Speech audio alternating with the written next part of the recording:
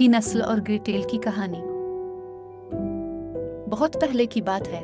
एक गरीब गांव में ही नस्ल और ग्रेटेल नामी भाई बहन रहते थे।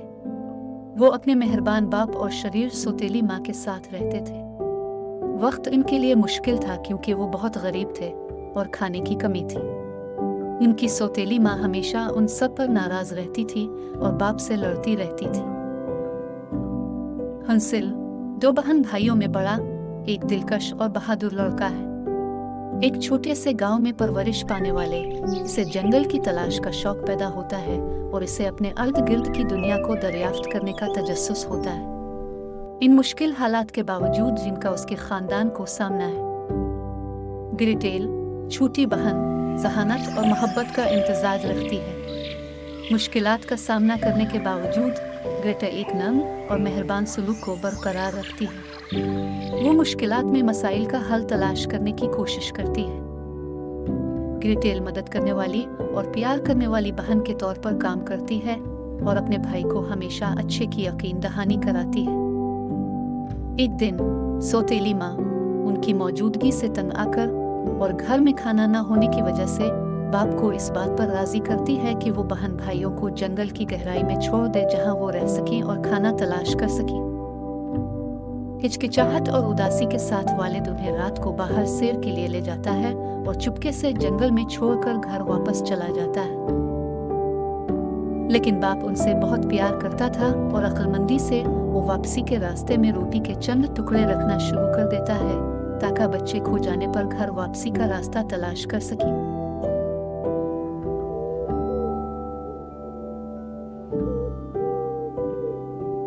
दोनों भूखे और मायूस थे। बहन भाई आखिरकार एक जादुई झोंपड़ी पर पहुंच गए जहां हर चीज गैर मामूली लग रही थी। वो हैरान रह गए जब उन्होंने देखा कि जादुई कॉटेज हर किस्म की मिठाइयों, चॉकलेटों और चीनी की मिठाइयों से ढका हुआ है। जो वो नहीं जानते थे वो ये था कि कॉटेज की मालिक, जो एक बूढ़ी चुड़ैल थी, उन्हें पर्दे के पीछे से देख रही थी। बहुत भूखे और थके हुए हंसिल और ग्रेटेल ने मिठाई खाना शुरू कर दी। मिठाइयाँ बहुत अच्छी थीं और दोनों ने काफी अरसे बाद ऐसी चीजों का मजा लिया। बुरी डाइन अचानक नमूदार होती है और खुद को जाहिर करती है। वो एक खतरनाक जादू करती है और उन्हें फंसाकर पिंजरे में बंद कर देती है।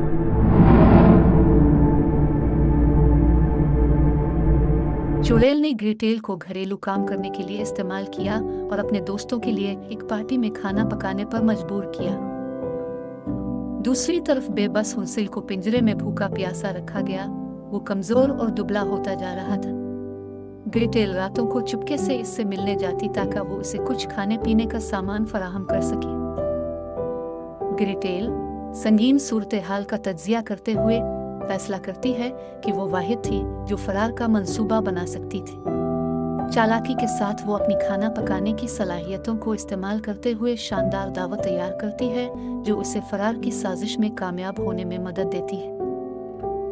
जब तंदूर में खाना पकाने का वक्त आता है तो होशियारी से ग्रेटेल ने शैतानी चुड़ैल से कहा कि वो तंदूर को रोशन करे और तंदूर के दर्जा हरारत के लिए अंदर का माहौल चेक करे।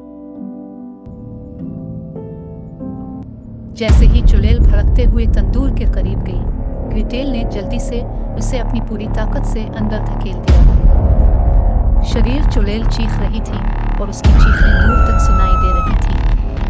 बहादुर ग्रेटेल ठहरी रही, हालांकि वो खौफजदा थी। वो इस बात को यकीनी बनाना चाहती थी कि शरीर चुड़ैल पूरी तरह जलकर राख हो जाए।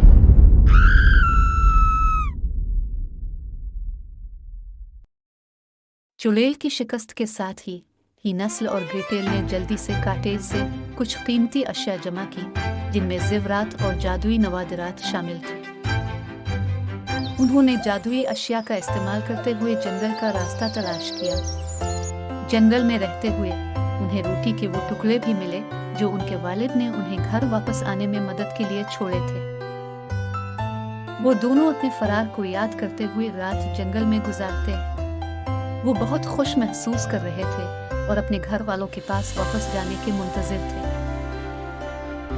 इनकी वापसी पर उन्होंने अपने वालिद को अपने अमाल पर शदीद पशेमान और गमगीन पाया। सौतेली माँ नई दौलत मिलने पर बहुत खुश हो गई और बच्चों को गले लगा लिया। ये कहानी बज़ाहिर नाकाबिल तस्खीर मुश्किलात के बावजूद चैलेंजों पर काबू पाने में अक्ल, वसाइल और ताउन की अहमियत पर मरकूज है।